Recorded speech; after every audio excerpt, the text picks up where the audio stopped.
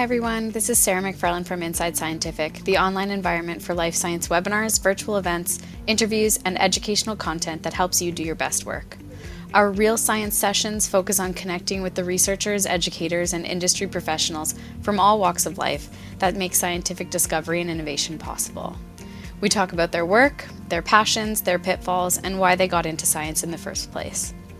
Today I'm speaking with Dr. Yelena Akelina, a research scientist and the co-director and instructor of Clinical Microsurgery at the Microsurgery Research and Training Lab in the Department of Orthopedic Surgery at Columbia University. This program teaches microsurgery to more than 200 surgeons and researchers every year from many institutions throughout the US and more than 70 other countries. Yelena joined us previously on this podcast in 2022, so we're happy to have her back to share more about what she's been doing in the last few years and what she has coming up next. Yelena, thank you so much for taking the time to chat with me today. Great. Thank you so much, Sarah, for inviting me again, and I'm really happy to be part of this wonderful podcast. Our pleasure. It's so good to have you back on the podcast. How have things been going with the new workshops? Well, the things were very busy and doing very well, so which is very good, and I have a lot to share with a lot of happening for the last couple of years. But I think we can just say, and even in this year, there's a lot of things happen, new and exciting news that I would like to share with your listeners. So I wanted to mention it since we are doing this podcast. I recently heard from my potential intern who is going to start probably in the summer. So she's an undergrad, and she found me based on your podcast, which I was really happy to hear. So she's like, Dr. Akelina, I was listening to your podcast and was very inspiring, and your story and whatever you were talking about, it was very interesting and very great. So she contacted me, and she's interested in learning about surgery and microsurgery, and she's still undergrad, but she signed up to be my intern in the future, and I was really happy. So our podcast actually worked out very well, so I'm happy about that. That's amazing. That is so fun. That's so good to hear. I'm glad. It is a lot of fun. So workshops have been going really well. You found an intern from the last podcast, which is really cool. Have you met any other interesting people? Oh, well, it's good for you to ask.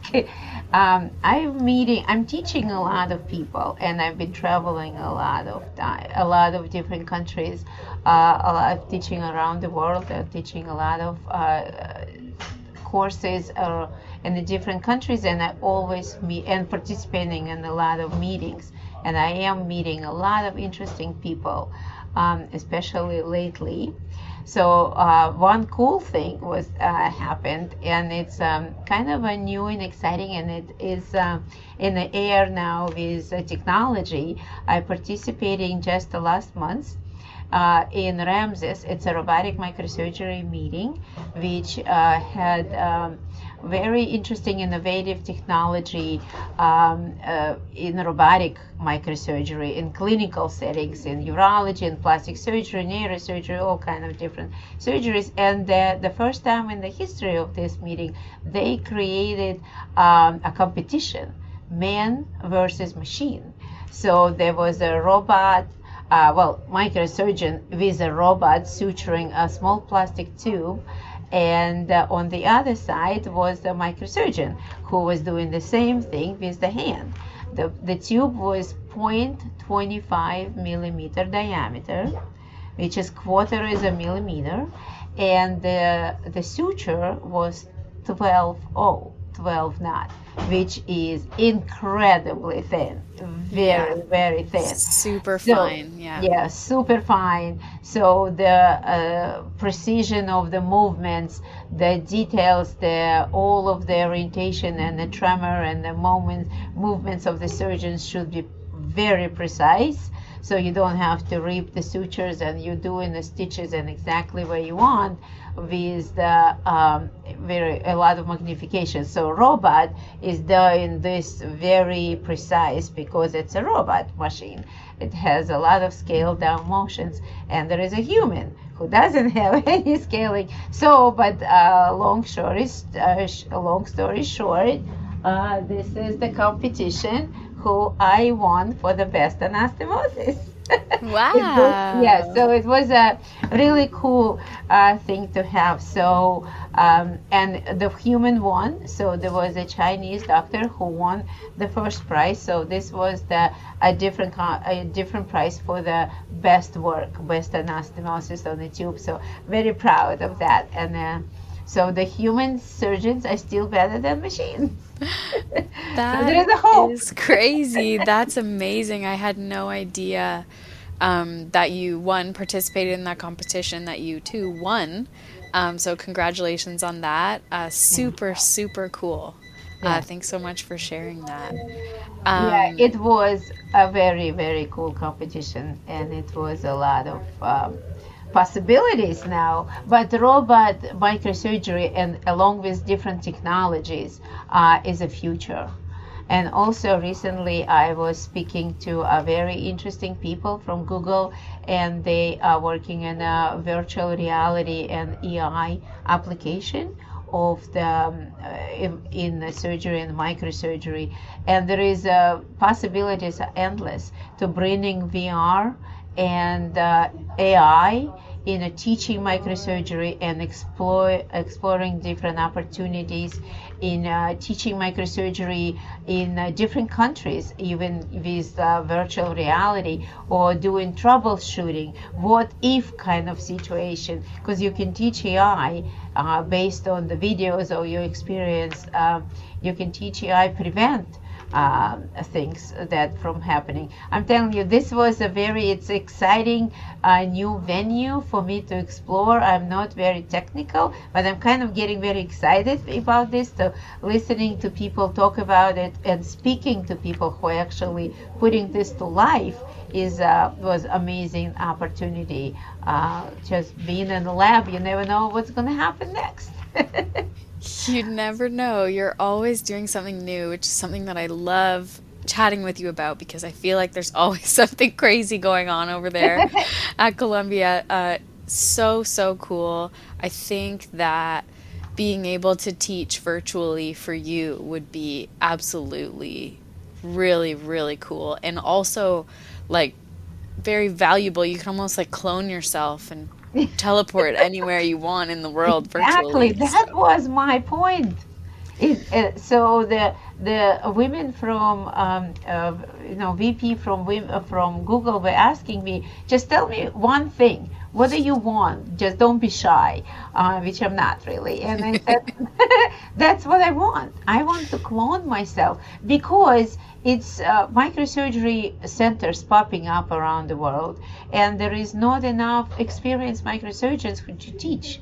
A lot of people can do, but not that many instructors who can actually teach this very pass on those skills. Skill. Yeah. So that was really cool. And speaking of that, the teaching, I want to introduce my the new textbook that we just published last month. It's called Microsurgery 101, and it's a very detailed and very picture book that has a lot of details and pictures on, if you can see. It's all exercises that we teach. We put in a concise book, like step by steps, not much of the didactics, very easy to read, with a lot of, we call it Microsurgery 101, with tips and tricks. So nice. Everything that we learned over the last 30 years I've been teaching, it's came to that book. So it's a textbook now I use as a part of my course. It's also available on Springer and Amazon and everywhere. And it's also ebook, which consists of about 12 new training videos that people can watch on their own and learn from me and from us. There are my co-author is my good friend and colleague Alberto Balestin from Spain, and it was great to work with them. I have 15 authors who mostly my students from all over the world, as a great resource to learn and enjoy microsurgery. Absolutely incredible. Congratulations on publishing that. It's a huge feat. I think it will help a lot of new microsurgeons learn some of the techniques. Obviously, you can't get any better than learning in person with you, but if you have to learn from a book, it's nice that you were able to kind of capture some of your expertise and share that in the book format. And it's really cool that it comes with videos too, so congratulations on that. Thank you. Thank you very much. I'm very proud. Amazing. What is next for you? What is 2025 looking like and beyond? So it's a lot of plans. So, but one thing that I want to share, that we're starting a new program, and we call it Train the Trainer.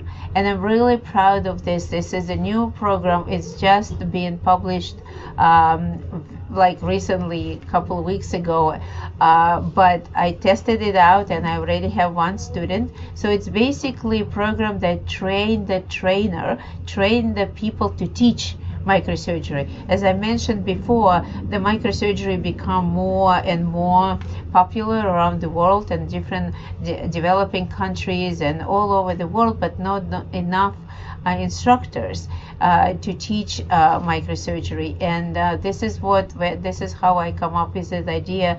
And we started the program that you can come to us. First, you take the course, of course, as a student.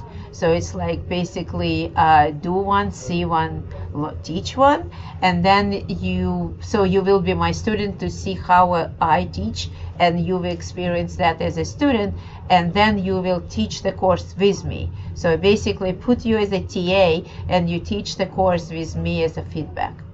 And as any troubleshoot, any questions, it's not only teaching microsurgery, but it's a lot involvement and different aspects, different methodology. How people learn, how the surgeons learn what to do in troubleshoot, all kind of different aspects of teaching. I've been doing it for 30 years, so it's about time to share my experience and learn and teach a new generations of instructors. So you're all welcome to come and join us in this new course. That's awesome. I feel like you said it's about time that we train a new kind of generation of teachers like yourself. And obviously, you're one of the best people to do that. So thanks so much for, sharing your expertise with the world and specifically sharing it with us. It's always a pleasure to keep up with what you've been doing and where you're going. So thank you. Thank you for inviting me. It was always a pleasure to talk to you and work with Inside Scientific and keep our courses together. It was a wonderful experience. Always hopeful to see you again very soon. And wishing you all and our listeners and your families a happy New Year, Merry Christmas, all the best wishes, and hopefully we'll all be healthy and happy and enjoy all new adventures and New Year. Yes, to you as well, you and yours. Like I said before, it's always such a pleasure chatting with you. Thank you so much for your time today. Thank you for your workshops. You're really giving back to the community by teaching new generations. So so happy to have you on our team and love working closely with you. Thank you. Same here. And to our listeners, we hope that you enjoyed this episode of Real Science and that you'll tune into future episodes where scientists, just like Yelena, answer questions about their life, their work, and share insights into what it's like to be doing real science. Don't forget to subscribe.